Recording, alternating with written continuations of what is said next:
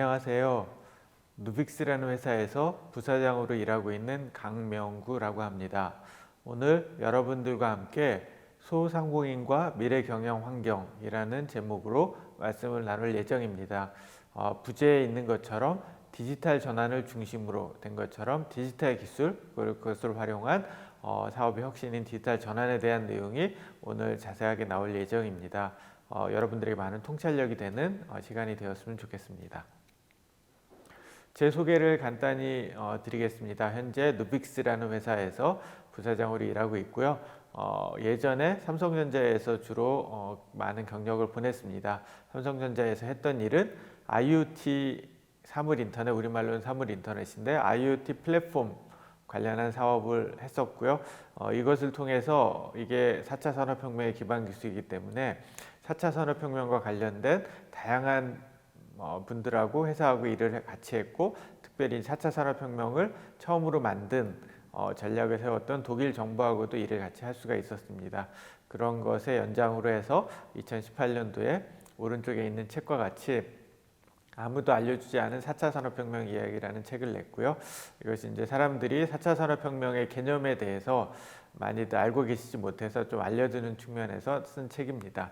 그 이후에 KC 인더스트리라는 회사에서 스마트 팩토리 사업들을 진행을 했고, 아마존 웹서비스라고 세계 1등의 클라우드 업체에서 일을 한 후에 현재는 그 모든 것들을 다 통합해서 규제 대응하는 공급망 데이터 플랫폼이라는 큰 그림의 사업들을 누빅스라는 신생회사에서 만들어가고 있습니다.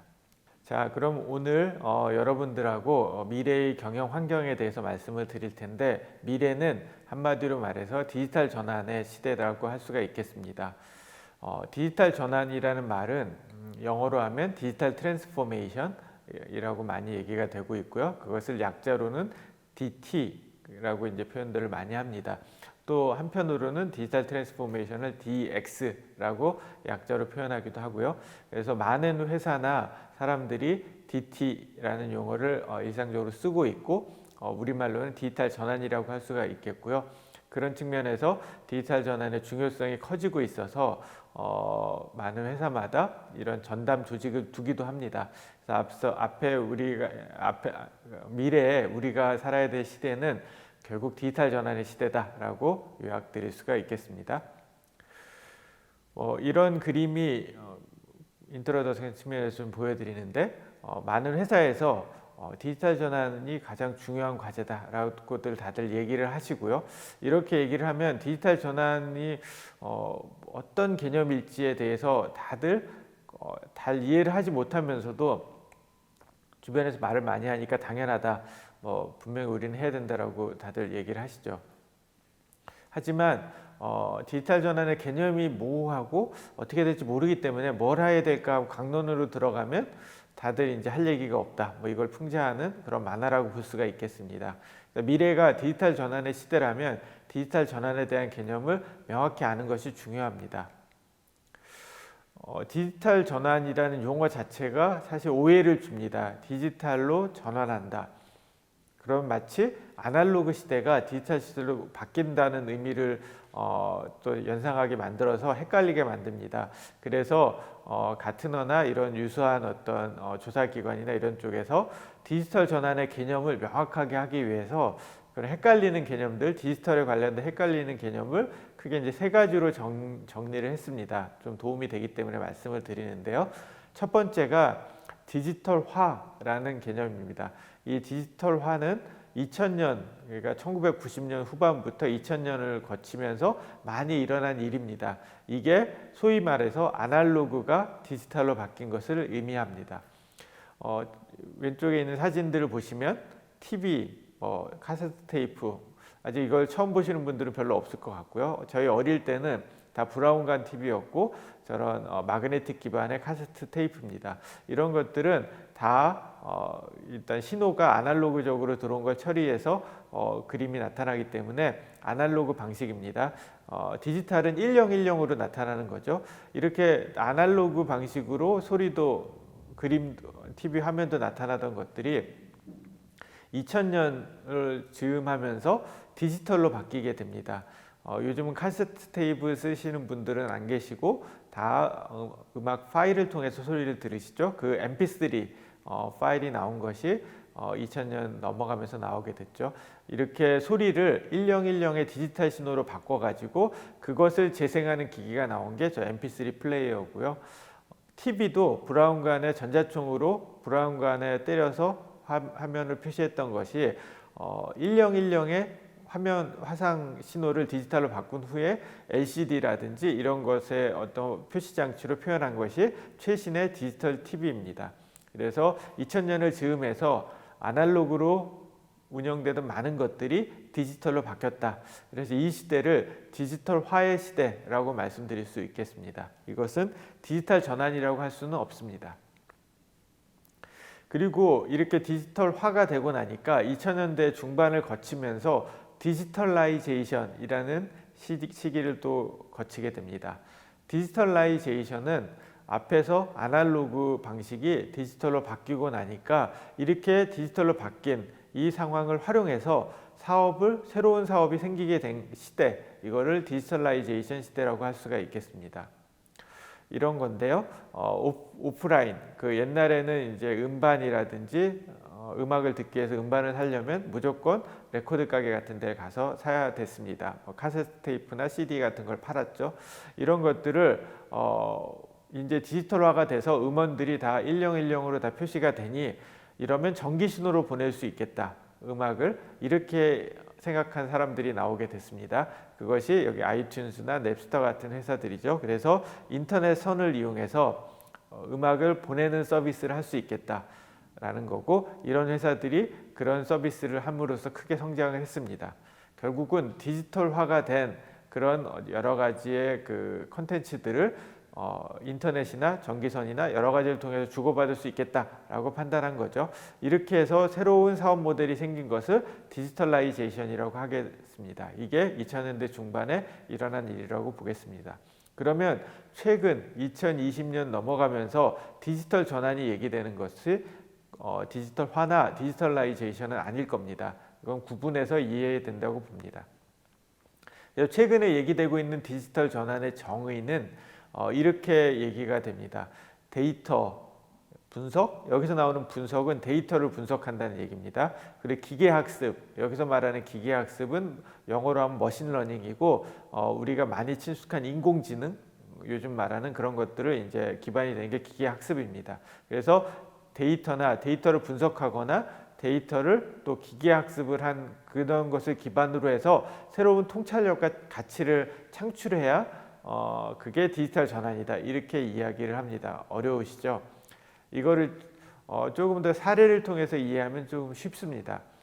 앞서서 넵스터나 아이튠즈 같은 회사들이 디지털화된 콘텐츠를 이렇게 인터넷 선을 통해서 사업하는 것이 디지털라이제이션 방식으로 나타났다고 말씀드렸고요. 근데 최근에는 그렇게 인터넷을 통해서 디지털 데이터를 주고받는 것뿐 아니라 스포티파이나 유튜브, 애플 뮤직 이런 데들 통해서 나타나고 있는 것이 우리가 친숙한 알고리즘입니다. 알고리즘은 뭐냐면 여러분들이 유튜브를 계속 보다 보면 여러분들이 원하는 컨텐츠가 계속 나오죠. 이것은 사용자들의 데이터, 어떤 사람이 어떤 것을 봤는지 하는 그런 데이터를 계속 축적하고 이 회사들이 그 축적된 데이터를 분석하고 특히 기계학습, 머신러닝을 통해서 알고리즘이 만들어져서 이 사람이 어떤 걸 좋아할지를 계속적으로 인공지능이 판단해서 알려주는 모델입니다. 이런 어떤 스포티파이는 음악을 그렇게 추천해 주는 거고요. 이런 식의 새로운 솔루션들이 세상에 나오면서 사람들의 어떤 수요를 흡수하게 되고 사업은 급성장하게 됩니다. 단순하게 클릭한 음악을 전달해 주는 것보다 혁신적인 거죠. 이렇게 바뀐 게 디지털 전환입니다. 그래서 디지털 전환이 된다는 얘기는 데이터 기반으로 쌓인 데이터를 분석하고 학습해서 새로운 통찰력을 형성하는 새로운 방향성을 잡게 되는 그런 사업이 돼야만 디지털 전환이 됐다고 말씀드릴 수가 있겠습니다. 뭐 디지털 전환의 분야는 수도 없이 많을 수가 있습니다. 뭐 여러분들 가게에 사람들이 들어오고 나가고 뭐 이런 것들을 관리하거나 회사에 사람들이 출퇴근할 때 이런 입출문 관리를 할 때 과거 방식은 누가 들어왔는지 나갔는지를 일일이 사람들이 챙겨서 그거를 어떤 기록을 해두는 노트에 기록할 수도 있지만 컴퓨터에 뭐 엑셀이나 이렇게 기록을 해둔다는 이런 방식이 있을 수가 있겠죠. 이렇게 되면 사실은 정확하지가 않습니다. 기억에 의존해야 될 수도 있고 사람이 치다가 실수할 수도 있으니까 이게 이제 입출문을 아주 정확하게 관리하기는 어렵다고 볼 수가 있겠습니다. 그래서 회사에서 최근에 대부분 쓰고 있는 방법은 IC 카드죠. IC 카드를 IC 카드 안에는 그 사람의 정보를 기록해 놓고 있고요. 그리고 RFID라고 해서 전파를 받으면 얘 자체에 전기가 생성되는 그런 기능들이 있습니다. 그래서 이 배지 자체에 배터리가 없지만 일단 이거를 리더기에 가까이 가져다 대면 전기가 발생하면서 이 사람의 신분이 뭔지를 알려주게 되는 기능이 있죠. 그래서 출퇴근할 때 카드를 대기만 하면 시스템적으로 이 사람이 누군지가 바로 기록이 됩니다. 왼쪽에 있는 사람이 기록하는 거에 비하면 훨씬 더 디지털화가 돼서 안전한 방식이라고 말씀드릴 수 있겠습니다. 근데 이 방식 자체가 또 문제가 되는 거는 남의 카드를 대서 들어올 수도 있고요. 남이 들어가도 뒤따라 들어갈 수도 있고 이런 것들을 시스템이 알 수가 없습니다. 그래서 디지털 전환이 됐다라고 하면 이런 방식이 최근에 쓰인다면 디지털 전환이라고 말씀드릴 수 있겠습니다. 이거는 얼굴 인식인데 사람이 들어갈 때 그 사람의 얼굴을 보고 이 사람이 누군지 알아내는 인공지능이라고 볼 수가 있겠습니다. 이렇게 할 수 있으면 굳이 카드를 대야 될 필요도 없고 카드를 대는 순간에 뭐 남의 카드를 댄다든지 이런 것들이 다 방지가 될 수 있습니다. 사람 얼굴 자체가 아이디이기 때문에. 그래서 얼굴 인식을 통해서 안전하게 누가 들어가고 나갔는지를 파악할 수 있다. 이런 점이 장점일 수 있겠습니다. 그럼 이렇게 디지털 전환이 되기 위해서 얼굴 인식 같은 이런 방식을 취하게 되려면 어떤 기술이 필요하냐면 여기 오른쪽 아래에 있는 것처럼 여러 사람들의 얼굴을 계속해서 기록한 데이터들이 필요합니다.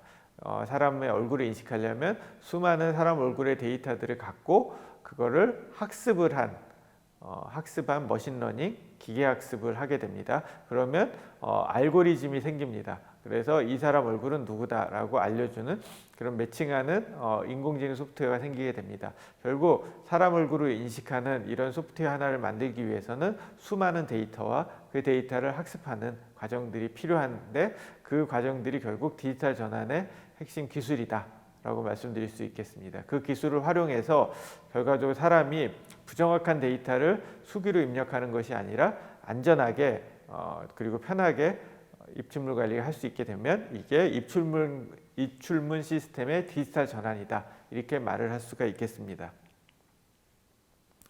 그래서 디지털 전환은 소상공인이 운영하는 모든 분야가 다 디지털 방식으로 전환할 수가 있겠고 다시 한번 요약드리면 수많은 데이터를 기반으로 한 어떤 분석과 학습, 기계학습을 통한 인공지능 이런 것들을 확대해 가는 게 디지털 전환이다 다시 말씀드리겠고요. 그렇게 되면 다양한 분야가 훨씬 더 효율적이고 안전하고 빠르며 수익성 높게 바뀔 수 있다 이런 걸 얘기해 줍니다. 그래서 디지털 전환에 성공한 기업이 얼마만큼의 성과를 거뒀는지를 평균적으로 전 세계적으로 분석한 결과입니다. 디지털 전환이 되면 일단은 사람이 많이 필요하지가 않아서 3에서 5배 정도 적은 팀으로도 회사가 운영이 됩니다. 그래서 디지털 전환이 되면서 인력에 대한 의존도가 낮아진다는 얘기고요. 그다음에 46배나 더 많은 소프트웨어 배포, 이 얘기는 변경을 46배나 더 빨리 할 수 있다는 얘기입니다. 디지털 전환이 되고 나면 빠른 속도의 변화가 가능하다 이걸 보여주는 거고요. 개발하는 속도도 440배 빨라진다. 그리고 문제가 생기더라도 사람이 일일이 해결하는 것이 아니라 디지털 전환에 의해서 해결되는 회사는 170배나 빠르게 문제가 해결됐다 이렇게 얘기를 하는 거고 회사의 전체 프로세스가 90% 이상 더 자동화가 될 수가 있다라고 얘기를 하면서 아울러 사람에 의한 여러 가지 실수들이 방지가 되기 때문에 5배 이상의 낮은 불량률을 보였다. 여러 회사의 어떤 평균치를 통계냈다고 말씀드릴 수 있겠습니다. 대표적으로 가장 디지털 전환이 잘 된 회사의 예가 이제 아마존 같은 회사고요. 아마존은 하루에 15,000번 이상의 변경을 가하고 있다라고 얘기합니다. 즉 아마존에서 쇼핑을 한다, 홈페이지에 쇼핑한다 그러면 통상의 회사는 오른쪽에 있는 것처럼 한번 만들어진 홈페이지의 소프트웨어가 그대로 유지가 될 텐데 아마존은 하루에도 15,000번 이상 변경이 계속 그 홈페이지에서 일어나고 있다는 얘기입니다. 즉 내가 구매를 하면서 약간 불편한 점이 있었다 라고 하고 다시 한번 클릭해서 들어가면 그건 이미 수정되어 있다는 얘기입니다. 이렇게 빠른 속도로 바꿀 수 있는 것은 회사 전체가 디지털 전환이 됐기 때문이다 이렇게 얘기를 하고 있습니다. 만약에 디지털 전환의 이런 미래의 방향을 따르지 않고 여전히 나는 매뉴얼 방식으로 옛날 방식으로 디지털 전환 없이 그냥 가겠다 갈 수는 있겠는데 문제는 이제 기업의 수명 빨리 변하지 않는 기업의 수명이 점점 단축되고 있다라는 측면입니다. S&P 500 기업들, 이제 큰 기업들의 수명 평균 기대 수명이 60년대 30년이 넘었지만 최근에는 10년 아래로 이제 낮아지고 있는 상황입니다. 큰 회사들도 10년 이상 생존하기가 어렵다. 작은 회사들은 더 말할 나위가 없을 텐데 이렇게 빠른 속도로 회사들이 이제 사라지는 이유는 세상이 빠르게 변하고 있다는 거고요. 빠르게 변한 거에 발맞추기 위해서는 디지털 전환을 해서 그 속도를 맞추지 않으면 어렵다라고 말씀드릴 수 있겠습니다. 더군다나 최근에 코로나를 거치면서 디지털 전환이 가속화되고 있습니다. 코로나는 여러 사람들의 언택트, 만나면 안 되는 비대면 서비스를 강화시킬 수밖에 없었고요. 그 분야가 광범위하게 됐습니다. 예를 금융, 쇼핑, 이런 부분들 옛날부터 약간 창구를 안 가고도 할 수 있었던 게 있었지만 지금은 이제 코로나를 거치면서 재택근무, 원래는 사무실에서 일해야만 됐던 게 집에서도 일하는 걸로 바뀌었고 심지어 의료, 비대면 의료가 옛날부터 굉장히 이슈가 많았었죠. 의사들이 반대를 해가지고 비대면 진료를 하면 안 된다. 근데 코로나 시대에 은연중에 비대면 진료가 생겨났습니다. 어쩔 수 없죠. 뭐 다 코로나로 집에 있으니까 병원 못 가니까. 물론 최근에 다시 의사들이 비대면에 대해서 좀 반대하는 것도 생기고 있지만 어쨌든 사회 전반적으로 대면이 비대면으로 가속화될 수밖에 없는 게 코로나 시대였습니다. 근데 이런 비대면 서비스는 그냥 되는 게 아니라 클라우드, 빅데이터, 인공지능, 사물 인터넷 이런 여러분들이 많이 들어보는 그런 기술들이 다 접목이 돼야만 비대면이 가능합니다. 이 기술들이 디지털 전환의 기술이고 이게 4차 산업혁명 시대의 핵심 기술이라고 볼 수가 있겠습니다. 이 기술들이 결국은 비대면 서비스가 확대되면서 각 분야별로 그러면서 이 기술들의 활용도가 더 커지고 이걸 통한 디지털 전환은 더 가속화됐다 이렇게 볼 수가 있겠습니다. 이게 마이크로소프트가 디지털 전환의 다양한 기술들을 제공하는 회사입니다. 클라우드부터 여러 가지 그 팀즈, 여기 나와 있는 팀즈라는 소프트웨어부터 다양한 어떤 디지털 전환의 도구들을 마이크로소프트는 제공을 해주는데요. 여기에 있는 팀즈는 줌과 같이 화상회의도 할 수가 있고 아울러 여러 가지 온라인으로 협업을 할 수가 있는 일 같은 걸 나눠서 할 수 있는 그런 툴입니다. 그래서 팀즈가 그 비대면 재택근무할 때 가장 중요한 솔루션 중에 하나로 이제 자리매김을 했습니다. 이 팀즈의 MAU, Monthly Active User라고 하는데 사용자를 보면은 2017년 이전에도 팀즈는 있었고 그때까지 이제 어느 정도 성장을 했지만 미미해 보이죠. 왜냐하면 2018년, 19년 넘어가면서 거의 지수적인 성장을 하게 됩니다. 특히 2019년 넘어가면 지수적인 성장을 하게 되는데 이렇게 늘어난 이유가 바로 코로나 때문이죠. 코로나가 생기면 재택근무가 늘어나니까 늘어났다고 보시면 되겠습니다. 그래서 마이크로소프트 CEO가 코로나 후에 2달 뒤에 했던 얘기입니다. 이렇게 얘기했는데 코로나 이전에 2년 동안의 디지털 전환 노력을 마이크로소프트가 해왔다. 이거는 어차피 마이크로소프트의 상품들이 디지털 전환과 관련된 상품이라서 디지털 전환이 가속화되도록 많은 노력을 했고 자기 상품을 팔기 위해서 그렇지만 2년 동안에 노력한 결과가 코로나가 되니까 2달 만에 성취가 됐다. 이렇게 얘기하는 게 이제 CEO의 코멘트입니다. 이 얘기는 17년이나 18년 이 당시에 1년의 속도가 지금 코로나 이후는 한 달의 속도와 같다. 그러니까 세상이 굉장히 빠른 속도로 디지털 전환이 되고 있다라는 것을 얘기해 준다고 보겠습니다. 그러니까 저희가 과거나 지금이나 별 차이가 없다라고 느낀다면 이렇게 업계의 리더가 느끼는 이 속도감하고 거리가 있다라고 보시면 될 것 같고, 지금은 코로나를 거치면서 디지털 전환은 더더욱 가속화되고 있다 보시면 되겠습니다. 자, 이제부터 그 디지털 전환의 어떤 근간, 결국은 4차 산업혁명 시대가 되면서 디지털 전환이 이제 가속화되고 있는 건데, 4차 산업혁명 패러다임부터 시작해서 디지털 전환에 관련된 내용을 하나하나 더 짚어보도록 하겠습니다. 산업혁명, 4차 산업혁명이 도대체 뭐냐? 우리 요즘 시대는 4차 산업혁명 시대라고는 하지만 뭐냐라고 이제 각자에게 물어보면 정확하게 이거다라고 대답하시는 분이 많지는 않습니다. 생각을 많이 안 해보셔서 그럴 건데요. 그래서 4차 산업혁명의 개념부터 명확히 짚어보도록 하겠습니다. 4차라고 얘기하니까 기존의 1차, 2차, 3차 산업혁명이 지나갔으니까 4차 산업혁명입니다. 여기 있는 사진도 보면 인더스트리 2.0이라고 써 있죠. 그러니까 즉 2차 산업혁명을 얘기하는 사진입니다. 그러니까 우리가 산업혁명을 한 번만 얘기하는데 보통은 제임스 와트의 증기기관이 산업혁명의 시작이다라고 얘기하고 끝나는 경우가 많은데, 역사적으로는 제임스 와트의 증기기관을 1차 산업혁명이라고 부르고요. 그 후에 2차와 3차가 지나갔고, 그래서 최근의 산업혁명은 4차 산업혁명이다 이렇게 부른다고 보시면 됩니다. 일단은 간단히 말씀드리면 1차 산업혁명은 제임스 와트의 증기기관이고요. 그거는 1차라고 부르고 그냥 지나간 이유는 증기기관이라는 건 이제 아무도 안 쓰니까 그다지 처음이지만 중요한 의미는 없는 산업혁명입니다.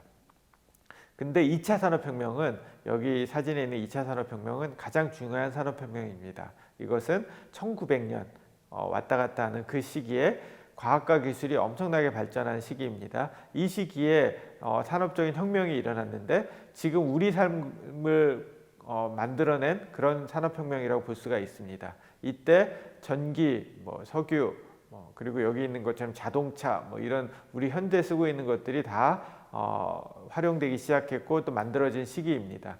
특히 이 그림처럼 소품종 대량 생산이라는 새로운 패러다임이 정착된 시기입니다. 컨베어 벨트에 부품들을 흘려보내면서 직원들이 분업화해서 작업하는, 분업하면 훨씬 더 효율이 높아진다는 걸 발견한 시기였고, 이게 전 산업으로 확대된 게 이 2차 산업혁명입니다. 그리고 2차 산업혁명 후에 60년대 이후 현재까지를 3차 산업혁명이라고 부르는데, 왜냐하면 컴퓨터랑 인터넷이랑 스마트폰이 점차적으로 발명이 되면서 우리 삶이 많이 바뀌었기 때문이다 이렇게 이야기합니다. 그래서 지금까지가 3차 산업혁명이고 이제 벌어지고 있는 새로운 산업혁명은 4차 산업혁명이 됩니다. 근데 1차, 2차, 3차는 이제 나누긴 나눴지만 패러다임 자체로 보면 큰 차이가 없는 동일한 산업혁명이라고 볼 수가 있겠고, 이게 이제 4차 산업혁명에서 한번 바뀌고 있다고 볼 수가 있겠습니다. 그래서 1차, 2차, 3차에 어떤 공통된 패러다임에 어떤 문제가 있어서 다시 4차 산업혁명이 생겼는지를 보려면 이제 그림자라고 저희 표현했지만 산업혁명의 약간 문제점들을 짚어볼 수가 있겠습니다. 일단 1차, 2차, 3차 산업혁명을 거치면서 인류가 다 풍요롭게 된 거는 굉장히 좋은 점입니다. 이게 생산성이 높고 효율이 높은 상태에서 엄청난 생산을 하니까 모든 사람이 풍요로운 삶을 살 수가 있게 됐습니다. 이게 좋은 점인데 이 소품종 대량 생산 때문에 어려운 점은 점점점 시대가 지나면서 사람들이 맞춤 제품, 나한테 맞는 제품과 서비스를 원하는데 생산 체제 자체는 소품종 대량 생산이라서 이걸 못 맞춘다는 딜레마가 또 있습니다. 그래서 점점 젊은 세대는 맞춤 제품을 원하는데 산업혁명의 어떤 체제는 그거에 반대다. 그래서 이 부분에 대한 고민, 이게 이제 4차 산업혁명으로 나타났다고 볼 수가 있겠고요. 또 하나는 이 지나간 1차, 2차, 3차 산업혁명이 굉장히 효율을 강조하다 보니까 어떤 조직이나 상태를 다 피라미드처럼 만들고 효율적으로, 그러니까 리더가 지시하면 다 복종하는 상명하복의 이런 피라미드 체제가 회사 조직도 그렇고 정부 체계도 그렇고 다 이런 식으로 강화되어 왔습니다. 그 회사 간의 관계도 그렇고요. 이렇게 됐을 때 가장 효율적으로 빠르게 진행되기 때문입니다. 이거는 이제 그 1984에 나오는 오세아니아라는 가상의 국가의 인구 분포도인데 빅브라더 이하의 대부분은 다 어떤 자기 의사결정과 없이 따라간다라는 그런 걸 암시하는 산업혁명을 풍자하는 그런 그림이라고 보겠는데 대부분의 현재 체제는 이런 피라미드를 따라가고 있다라고 말씀드릴 수 있겠습니다. 누가 1%의 꼭대기를 차지하느냐의 문제인데 다양한 분야의 리더들이 1%를 차지하고 있고 이 1% 차지하는 그 리더들이 모든 권력을 또 장악해서 가져가고 있는 게 현재 문제입니다. 특히 여기 있는 빨간색에 있는 기업들이 이제 플랫폼 기업이라고 표현하는 우리나라는 이제 네이버, 카카오 이런 데도 포함되지만 어쨌든 이런 플랫폼 기업들이 데이터를 장악하면서 아까 데이터를 기반으로 혁신한다고 말씀드렸는데 데이터의 어떤 꼭대기에 있으면서 이런 피라미드의 1%를 차지하고 있다라고 해서 지금 최근도 이슈가 좀 되고 있지만 현재가 이런 상황이 지속되고 있는 상황입니다. 플랫폼은 기차역 플랫폼처럼 약속된 공간을 의미합니다. 서울역, 수원역, 부산역처럼 약속된 공간역에서 사람들이 기차를 타고 내리고 갈아타죠. 그러니까 그 공간에 사람들이 모이게 되고요. 이렇게 약속된 물리적이든 아니면 가상의 공간이든 약속된 공간이 있으면 플랫폼의 조건이 됩니다. 아울러 사람들이 이렇게 모이면 주변에 다양한 이제 가게나 뭐 이런 것들이 생기게 되죠. 이걸 생태계라고 합니다. 먹고 살 수 있는 생태계가 생깁니다. 이런 조건이 만족되면 이제 플랫폼이라고 얘기를 하고요. 정치, 경제, 사회, 문화 어디나 다 플랫폼이 있을 수 있는데 특히 산업 쪽에서는 특히 플랫폼은 산업 분야에서 더 명확하게 나타나는데요. 회사들이 이런 어떤 플랫폼 중심으로 잘 모이기 때문입니다. 대표적인 사례가 여기 있는 안드로이드 플랫폼이라고 할 수가 있는데 안드로이드는 통상적으로 OS라고 오퍼레이팅 시스템이라고 불리죠. 근데 여기서는 플랫폼이라고 한 이유가 이게 스마트폰의 오퍼레이팅 시스템, 즉 스마트폰이 손안에 있는 컴퓨터이기 때문에 컴퓨터에 있는 윈도우처럼 운영체제, 오퍼레이팅 시스템이 필요합니다. 근데 스마트폰의 오퍼레이팅 시스템은 초반에는 여러 개가 경쟁을 했는데 지금은 딱 2개만 남아서 독과점의 체제가 형성이 됐습니다. 하나가 애플의 iOS, 아이폰이나 애플 제품에 들어간 OS고요. 다른 하나가 여기 표현된 안드로이드 OS입니다. 안드로이드 운영체제입니다. 애플 제품에 들어가는 iOS는 애플 제품만 들어가기 때문에 아무리 많아야 시장 점유율이 20%고요. 근데 안드로이드는 나머지에 다 들어간다고 보시면 됩니다. 그래서 안드로이드의 점유율은 80%나 점하게 된다는 거죠. 그럼 어마어마하게 독점의 형태를 취하고 있는 게 맞습니다. 이런 안드로이드를 플랫폼이라고 하는 이유는 주변에 많은 업체들을 생태계로 거느리면서 영향력을 끼치고 있기 때문입니다. 옆에 보면 핸드셋 OEM이라고 써 있는데 이거는 이제 삼성, 화웨이, 뭐 이런 모토로라 같은 스마트폰 업체들, 이런 업체들은 최신의 제품에 최신의 안드로이드 OS를 탑재하기 위해서 늘 구글하고 협의를 해야 되고요. 그리고 자기네 폰에 차별화된 성능을 하기 위해서 OS가 그걸 뒷받침해 줘야 되기 때문에 안드로이드의 눈치를 항상 봐야 됩니다. 그리고 그 위에 있는 앱 개발자들, 게임 앱이나 은행 앱이나 수많은 앱들이 있죠. 이게 다 구글 플레이라는 마켓 안에 다 들어가서 지금 거래되는 걸 아실 겁니다. 이거는 구글의 OS 위에서 돌아가야 되기 때문에 어쩔 수 없이 구글 눈치를 봐야 되는 거고요. 또 구글이 이 앱들이 안전한지를 본다는 관점에서 자기의 마켓 안에서만 팔리게 되니까 최근에 구글 통행세나 이런 것들이 이슈가 되는 것들을 어떻게 막기가 좀 어려운 상황입니다. 왼쪽에 있는 오퍼레이터는 통신사들을 얘기하는데 다양한 이제 SK텔레콤이나 버라이즌 같은 업체들도 수많은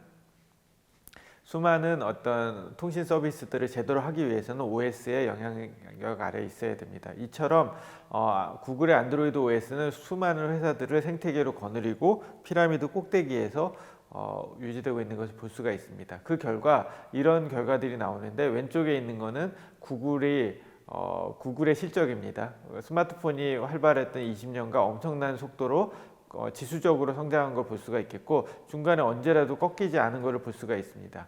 이게 스마트폰이 잘 돼서 그런 거다 할 수 있는데, 오른쪽은 삼성전자의 실적인데 삼성전자도 잘했죠. 그럼에도 불구하고 실적은 올라갔다 내려갔다 합니다. 그리고 뭐 LG 같으면은 실적이 적자에서 왔다 갔다 하다가 결국은 접은 거고요. 이런 식으로 스마트폰이 잘 된다고 해도 꼭대기에 있는 구글은 계속 성장을 하는데 그 외 생태계는 치열한 경쟁을 거치면서 잘하는 쪽과 못하는 쪽이 계속 섞이게 되는 그런 상황입니다. 이런 이유는 피라미드 꼭대기에 구글이 있으면서 모든 정보를 독점하기 때문에 1%의 꼭대기를 차지하고 있기 때문에 그렇습니다. 그렇게 되면 피라미드 특성상 권력이 집중할 수밖에 없게 되고요. 권력이 집중되면 당연히 이익을 더 많이 취할 수밖에 없습니다. 이게 양극화의 이유인데 피라미드 꼭대기와 피라미드 아래쪽이 나뉘게 되는 거죠. 그러면 승자 독식은 피하기가 어렵습니다. 그러면서 플랫폼 안에서 최대한의 이익을 얻기 때문에 폐쇄적인 성격을 취할 수밖에 없습니다. 자기가 이것을 남하고 나눌 생각이 없기 때문에 이 얘기는 구글의 플랫폼, 애플의 플랫폼들이 각각 폐쇄적으로 운영이 되게 되고 그 피해는 소비자들이 겪게 된다. 이런 관점으로 보시면 되겠습니다. 이렇게 3차 산업혁명까지 거치면서 이와 같은 플랫폼이 강화가 되고 플랫폼이 강화되면서 이와 같은 문제점들이 또 드러났다. 말씀을 드릴 수 있겠습니다. 결국은 플랫폼 회사들이 데이터를 자기가 독점하다 보니까 이런 그림자도 생기는 건데요. 이게 페이스북이 미국 유권자들의 정보가 유출하게 만들어진 사건입니다. 여기는 5천만 명 써있지만 8,500만 명까지 정보가 유출이 됐고요. 이런 것들이 이제 어떤 피라미드 체제의 독점화된 구조, 플랫폼 업체의 집중 이런 것들이 야기한 어떤 사건이다 이렇게 말씀드릴 수 있겠습니다. 그래서 요약하면 이렇게 얘기 드릴 수 있겠습니다. 1차, 2차, 3차 산업혁명은 소품종 대량 생산에 아주 효율적인 생산 체계를 유지했고 그럼으로써 풍요를 가져왔지만 결과적으로 약간의 그림자라고 할 수 있는 게 획일화, 나만의 제품을 갖기는 좀 어려운 그런 체제이고 또 피라미드 체제가 강화되면서 중앙 집중적이고 폐쇄적 독점하는 그런 체제들이 이제 만들어졌다 이렇게 말씀드릴 수 있겠습니다. 이거에 대해서 이제 변화를 요구하는 물결들이 4차 산업혁명으로 나타나게 됐고요. 그게 2008년 경제위기를 거치면서 경제위기의 어떤 원인이 됐던 뉴욕의 월가가 그때 이제 불량 파생 상품을 만들면서 세계 경제위기를 일으켰는데 그런 월가에 대한 분노 이게 이제 터지기 시작한 게 2012년도에 사진에 있는 것처럼 아큐파이 월스트리트 운동입니다. 월가를 점령하라 운동입니다. 피라미드 해체를 요구한 게 요 그림 표에 있는 것처럼 1%에게 우리가 잠시 잠들어 있었는데 이제 깨어났다 라고 더 99% 이렇게 써 있죠. 결국은 피라미드를 장악한 대중들이 1% 월가와 같은 1%가 물러나라 라고 이제 시위를 벌인 거나 마찬가지입니다. 근데 이게 은행이 없어져라라고 시위를 벌였지만 현실적이진 않죠. 은행이 없어지면 돈 거래를 하기가 좀 어려우니까 그러면서 이 4차 산업혁명의 물결을 도와주는 그런 기술이 발전되기 시작했다는 게 굉장히 큰 의미가 있습니다. 앞서 4차 산업혁명 그리고 디지털 전환의 기반 기술이 클라우드, 사물 인터넷, 인공지능, 블록체인 이런 거라고 말씀드렸는데 그런 디지털 기술들이 급속하게 2012년을 즈음하면서 발전하기 시작했고요. 이런 발전하는 기술들을 활용해서 새로운 사업과 플랫폼들이 세상에 등장하기 시작하면서 결국 앞서 1차, 2차, 3차 산업혁명에서 강화되었던 피라미드 형태가 아니라 분권화된 새로운 모델들이 등장하기 시작했습니다. 이런 새로운 변화는 기존 패러다임하고 바뀌었기 때문에 4차 산업혁명이다 라고 이렇게 명명한 게 2016년 세계경제포럼이라고 할 수 있겠습니다. 자, 그러면 어떻게 이제 디지털 기술이 세상을 바꾼 거냐라는 거를 이런 하나하나의 디지털 기술을 통해서 좀 볼 수가 있는데 대표적인 디지털 기술이 블록체인이라는 기술입니다. 블록체인 하면은 이제 암호화폐, 비트코인이나 이더리움 같은 이런 걸 연상하시는데 그게 중요한 게 아니고 이 블록체인이라는 기술 자체가 구현하고자 했던 방향성 그리고 현재 어떻게 활용되고 있는가를 이해하시는 건 매우 중요한 부분입니다.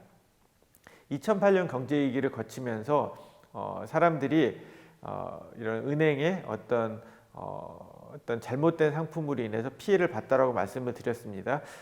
그때 아큐파이 월스트리트 운동처럼 은행을 없애자라는 사람들도 있었지만 사토시 나카모토라는 익명의 사람이 블록체인이라는 기술을 발표하게 됩니다. 이 사람도 어떤 은행의 어떤 독점 피라미드 구조 때문에 생긴 문제인데 이걸 없애려면 기술적인 게 필요하다라고 이해를 한 거죠. 현재는 이렇게 은행이 모든 데이터를 모든 정보를 자기가 다 갖고 모든 사용자들은 은행한테 정보를 주면 서비스를 주는 구조입니다. 별 모양으로 생긴 스타 구조라고 하지만 피라미드 구조랑 같은 개념이라고 볼 수가 있겠습니다. 이거를 사토시 나카모토는 이렇게 만들자. 은행이 중간에 있으니까 일탈해서 문제를 야기하니 은행 없이 모든 사람이 이렇게 참여자들끼리 하는 시스템을 만들자라는 게 블록체인입니다. 왼쪽이 오른쪽으로 가는 거라서 뭐가 달라졌냐라고 보면 중앙이 없어졌습니다. 그래서 이거를 탈중앙의 기술이라고 합니다. 영어로는 디센트럴라이제이션이라고 하고요.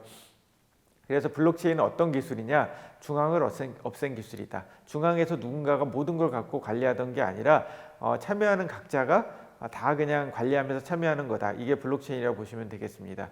이런 거를 분산 컴퓨팅이라고 부릅니다. 분산 컴퓨팅이 결국 중앙에 서버 없이 각자 다 자기 컴퓨터를 갖고 관리한다. 이런 의미라고 보시면 될 것 같고요. 옛날부터 이런 개념들이 있어서 어떤 원하는 자료를 찾을 때 서버에서 가져오는 방식이 아니라 모르는 사람 PC에서 가져오는 그런 류의 프로그램들이 또 뭐 예전부터 있었습니다. 이런 걸 분산 컴퓨팅이라고 하는데 이런 분산 컴퓨팅은 사토시는 이런 분산 컴퓨팅 개념을 서로 돈을 주고받자는 거니까 상당히 더 많은 문제를 야기합니다. 이게 가장 큰 문제가 신뢰의 문제입니다. 신뢰. 어떻게 믿냐. 뭐 모르는 사람하고 컴퓨터를 연결해서 자료를 받는 것도 불안한데 돈을 주고받는다고 하면 내가 내 돈을 속일 수도 있고 상대방한테 돈을 이중으로 지불할 수도 있습니다. 왜냐하면 디지털이기 때문에 내가 뭐 mp3 파일을 누구한테 보낸다고 나한테 없어지지 않습니다. 무한히 복제가 되니까.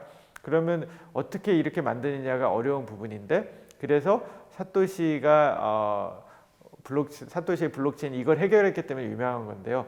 이 해결한 게 분산 원장이라는 기술을 적용을 했습니다. 분산 원장의 개념은 말이 이제 어렵지만 분산은 디스트리뷰티드, 그러니까 분산을 했다는 얘기고요. 원장은 레저 장부입니다. 결국 장부를 나눠 가졌다. 말은 어려운데 그냥 장부를 서로 나눠 가졌다는 거고 이 그림 그대로입니다. 오른쪽 그림처럼 참여하는 모두가 장부를 다 나눠 갖고 있고 모든 거래를 다 같이 기록을 합니다. 예를 들면 두 사람이 거래를 했는데 두 사람만 기록하는 게 아니라 모두가 거래를 기록을 합니다. 그러니까 내 기록이 모든 사람한테 다 있게 만든다는 개념이죠.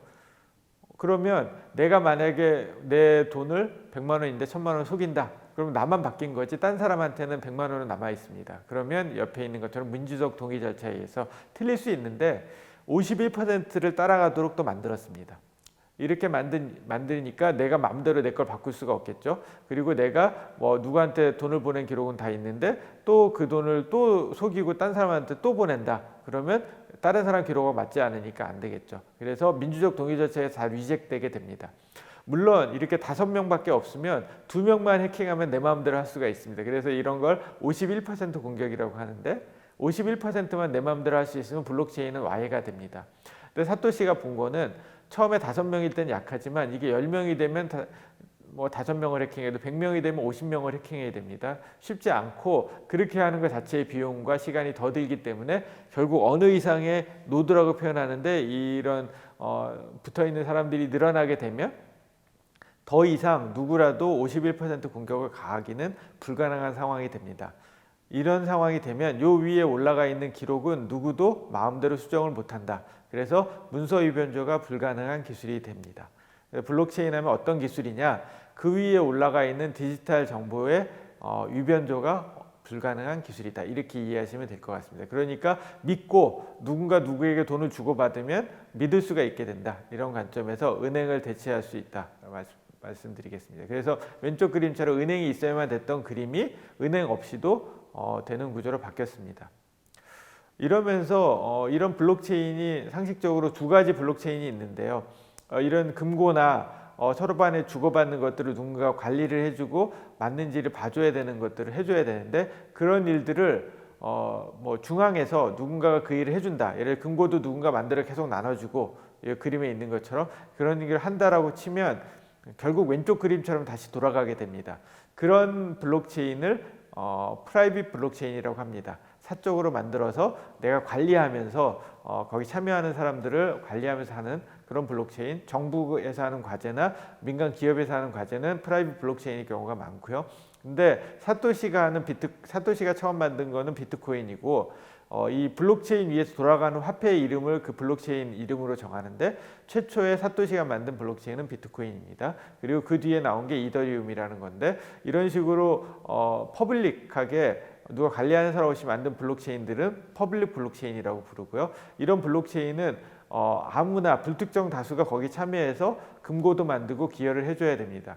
그래서 이런 사람이 참여를 안 하게 되면 블록체인 자체가 커지지 않기 때문에, 또 커지지 않으면 신뢰가 안 생기기 때문에 어쩔 수 없는 건 아니죠. 이거 자발적 참여를 하기 위해서 이런 블록을, 그러니까 결국 금고를 생성하거나 거래를 검증하는 사람한테는 인센티브를 주겠다. 그게 비트코인을 주겠다. 그래서 이게 비트코인 채굴한다는 이름으로 막 얘기가 되는 거죠. 그래서 블록체인 상에서 이렇게 기여하는 사람한테 이런 암호화폐가 지급이 되는 현상을 그걸 만들었고, 이때 이제 약간의 이제 수량을 제한한다든지 뭐 경쟁 관계가 치열해지면 난이도를 올린다든지 여러 가지 방법을 사토시가 넣어놓는 바람에 비트코인의 희귀성이 생겼고, 그러면 돈으로 바뀌었습니다. 그래서 최근에 이제 비트코인을 돈 주고 파는 사는 일들이 생기게 되면서 마치 블록체인 하면 비트코인 얘기가 되지만, 사실 이거는 거의 써본 거고, 핵심은 요 그림처럼 어떻게 하면 분권화된 구조를 만들 거냐가 블록체인의 핵심이라고 말씀드릴 수 있겠습니다.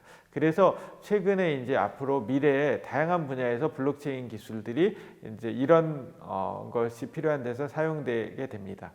앞서서 디지털 기술에 대해서 블록체인이라는 기술을 설명을 드렸고요. 이와 같은 블록체인과 같은 기술들이 2012년을 즈음해서 급격하게 이제 발전을 하기 시작했는데, 그 기술에는 뭐 사물 인터넷, 인공지능 뭐 이런 디지털 기술이 다 포함된다고 말씀드렸습니다.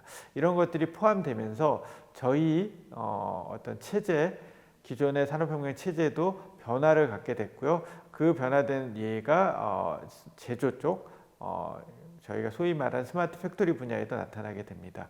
이것을 이제 이 장표에 좀 설명을 좀 드리면, 디지털 전환이 어떻게 접목이 되면서 4차 산업혁명의 방향성이 만들어지는지를 조금은 이해하실 거라고 생각이 됩니다. 핵심은 이 제목처럼 다품종 소량 생산의 스마트 팩토리라고 할 수가 있겠습니다. 왼쪽 그림과 같이 기존의 2차 산업혁명 시대에 만들어진 체제는 소품종 대량 생산이었죠. 왜냐하면 가격이 그래야 떨어지기 때문에. 그래서 생산하는 품종은 줄이고 굉장히 많은 수량을 생산함으로써 유지하는 체제였습니다. 이게 공장의 체제였는데, 지금은 오른쪽 그림처럼 얼마나 많은 다양한 제품을 한 공장에서 유연하게 생산할 수 있느냐가 핵심이다, 이렇게 말씀드릴 수 있겠습니다. 그래야 소비자들이 원하는 맞춤 제품을 공급할 수 있기 때문입니다.